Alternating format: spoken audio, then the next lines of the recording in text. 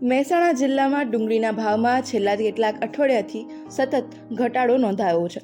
અગાઉ હોલસેલ બજારમાં 20 થી 25 રૂપિયા પ્રતિ કિલોના ભાવે વેચાતી ડુંગળીના ભાવ હવે ઘટીને માત્ર 10 થી 12 રૂપિયા પ્રતિ કિલોના ભાવે વેચાણ થઈ રહ્યો છે. આ ઘટાડો એક તરફ ગ્રાહકો માટે ખુશીની વાત છે અને બીજી તરફ ખેડૂતો માટે આ ઘટાડો ચિંતાનો વિષય બની ગયો છે.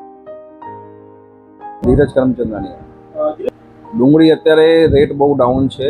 મહારાષ્ટ્ર અને એમપીથી માલ આવે છે. આજથી 2-2.5 મહિના પહેલા ડુંગળીના ભાવ હતા 20 થી 25 રૂપિયા, જે અત્યારે ઘટીને 10 થી 12-13 રૂપિયા થઈ ગયા છે. 50% જેટલો ભાવમાં ઘટાડો આવ્યો છે. માલ વધારે છે અને હવે નવા માલ બી શરૂઆત થવાના, આવતા મહિનાથી નવા માલની શરૂઆત થઈ જશે. સાઉથમાંથી અને નાસિકથી નવા માલ આવશે અને જૂનો માલ હજી ઘણો પડ્યો છે અને ગ્રાહકીમાં પાવર નથી આ વખતે.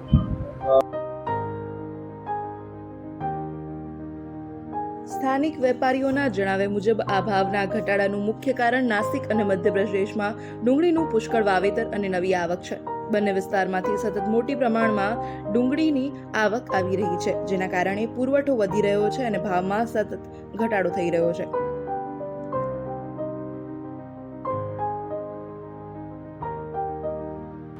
આ જ સમય હોય છે જે ખેડૂતો પોતાનો માલ વેચતા હોઈએ છીએ. એમના સારા ભાવ મળવા જોઈએ, 20 ઉપરનો ભાવ મળવો જોઈએ, પણ એની જગ્યાએ અત્યારે 50%થી નીચે ભાવ છે. આગામી દિવસોમાં કોઈ ભાવનો વધારો આવે એવું લાગતું નથી. ઘણું નુકસાન છે ખેડૂતોને, બિચારાઓને ઘણું નુકસાન છે. રિટેલમાં 15 થી 20 રૂપિયા હોવો જોઈએ, કેમ કે જે માલ હોલસેલમાં જે ભાવ હોય છે એના ઉપર એના ખર્ચા લાગતા હોય છે, પછી એમાં ઘટ મારતી હોય છે, એટલે 8 થી 10% વેરિએશન હોય છે એમાં.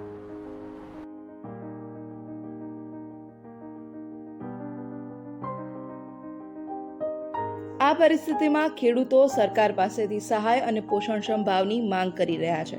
તેઓનું કહેવું છે કે જો સમયસર સહાય નહીં મળે તો ખેડૂતોને આગામી સિઝનમાં ડુંગળીનું વાવેતર કરવા માટે ઉત્સાહ નહીં રહે.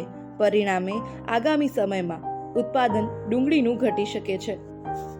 બીજી બાજુ સામાન્ય ગ્રાહકો માટે આ ભાવ ઘટાડો આશીર્વાદ સમાન સાબિત થયો છે. છેલ્લા કેટલાક મહિનાથી મોંઘવારીનો સામનો કરતા ગ્રાહકોને શાકભાજીના ભાવ વધતા વચ્ચે ડુંગળીના ઘટેલા ભાવથી રાહત મળી છે. ખાસ કરીને મધ્યમ વર્ગીય અને નીચલા આવક વર્ગના પરિવારો માટે આ ઘટાડો ઘર ખર્ચમાં થોડો આરામ આપતો સાબિત થઈ રહ્યો છે. નિષ્ણાંતોનું માનવું છે કે જો ડુંગળીના ભાવમાં આવી જ રીતે ઘટાડો શરૂ રહેશે તો ખેડૂતોને ભારે નુકસાન આવી શકે છે.